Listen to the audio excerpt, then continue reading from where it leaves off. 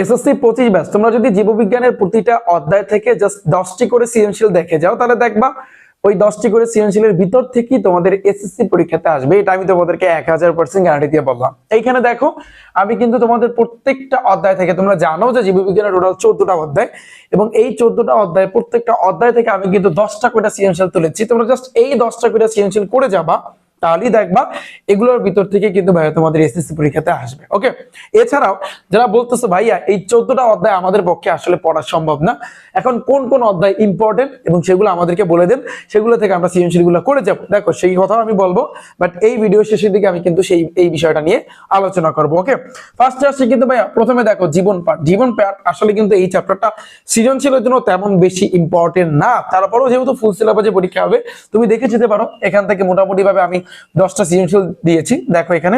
এবার হচ্ছে কিন্তু জীবকোষ ও টিস্যু, যে অধ্যায়টা হচ্ছে কিন্তু ভেরি ভেরি ইম্পর্টেন্ট ভাইয়া, ভেরি ভেরি ইম্পর্টেন্ট।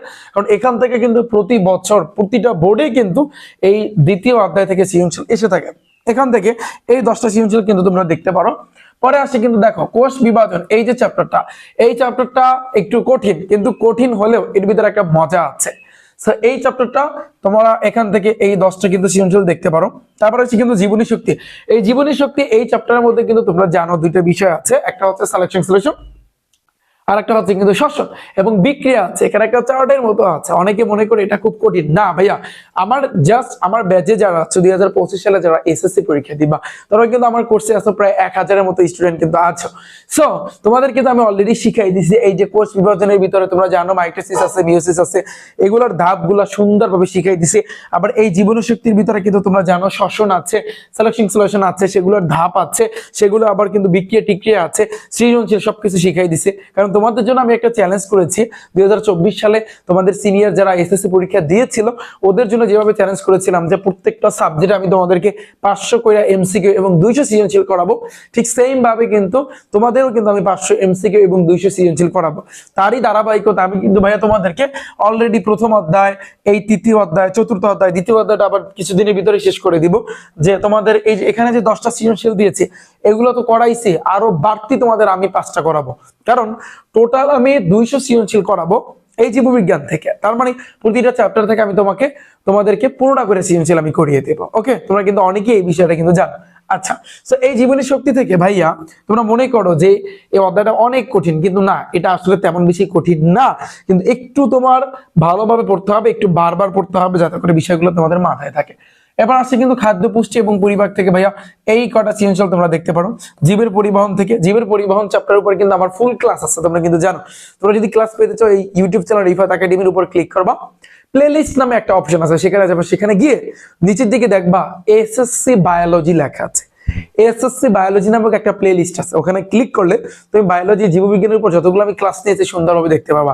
তুমি এই জীবের পরিবহনের উপর আমার ক্লাস দেখো, জাস্ট তোমার 14 গোষ্ঠী যা আছে সবকিছু কভার হয়ে যাবে। তোমরা জানো জীবের পরিবহনের ভিতরে কি নিয়ে আলোচনা করছে, ব্লাড নিয়ে আলোচনা করছে, রক্ত নিয়ে আলোচনা করছে।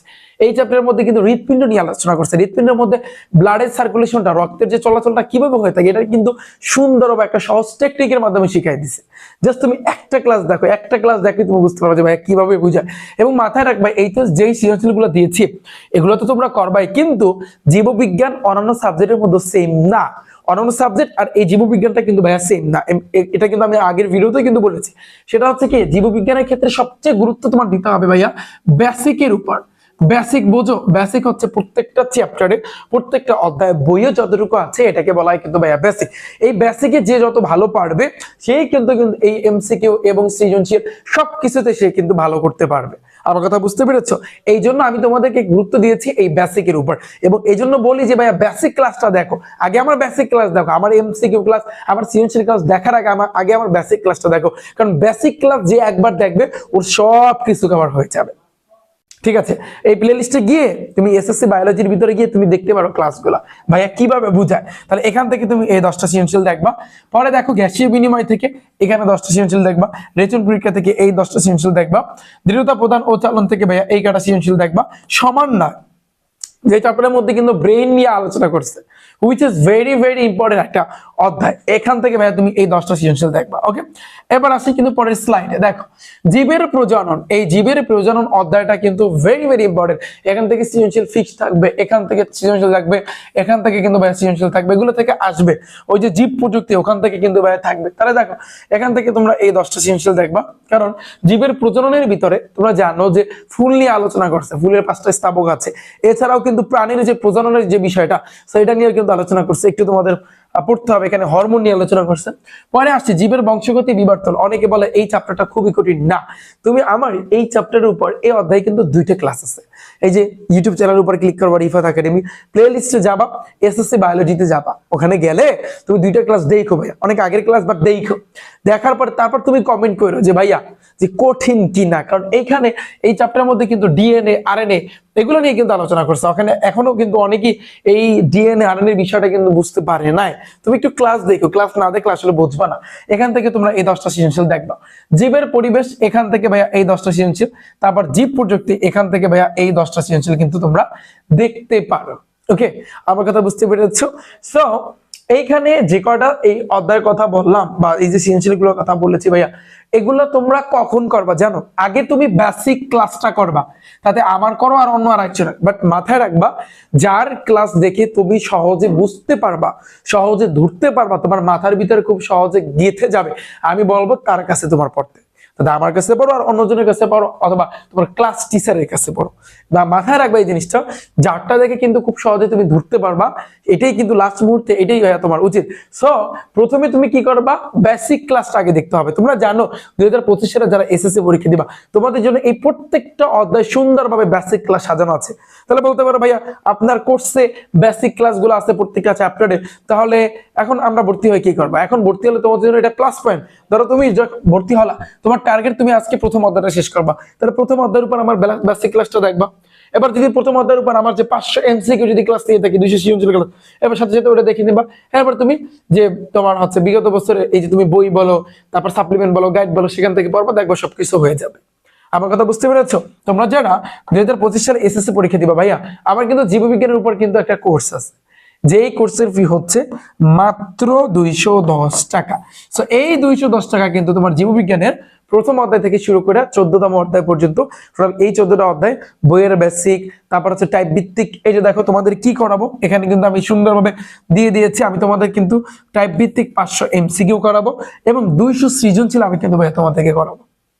ঠিক আছে, 200 সৃজনশীল প্রত্যেকটা চ্যাপ্টারে, পদার্থ বিজ্ঞান এভাবে, উচ্চতর গণিত এভাবে, রসায়ন এভাবে, জীববিজ্ঞান এভাবে। তাহলে তুমি চিন্তা করো, তাহলে টোটাল 4 সাবজেক্টে আমি তোমাদের 4 × 20 2000 এমসিকিউ করাবো টাইপ ভিত্তিক, এবং প্রত্যেকটা সাবজেক্টে 200 করে সৃজনশীল করালে 4 সাবজেক্টে 800 সৃজনশীল কিন্তু ভাই তোমাদেরকে করাবো। ঠিক আছে, সো তুমি যেটা করবা আমার এই ব্যাচে ভর্তি হওয়ার, তুমি চাইলে কিন্তু এই 4 সাবজেক্ট একসাথে ভর্তি হতে পারো, কোর্স ফি মাত্র 1220 টাকা। এবং এই 4 সাবজেক্ট যদি তুমি একসাথে ভর্তি হও, তাহলে তুমি কিন্তু সেই ক্ষেত্রে একটা বৃত্তি পরীক্ষা দিতে পারবা, যে বৃত্তি পরীক্ষার জন্য তোমাদের 20,000 টাকার একটা বৃত্তির ব্যবস্থা করেছি। এই নিয়ে আমি বিস্তারিত আলোচনা করেছি, ভিডিওতে আলোচনা করেছি।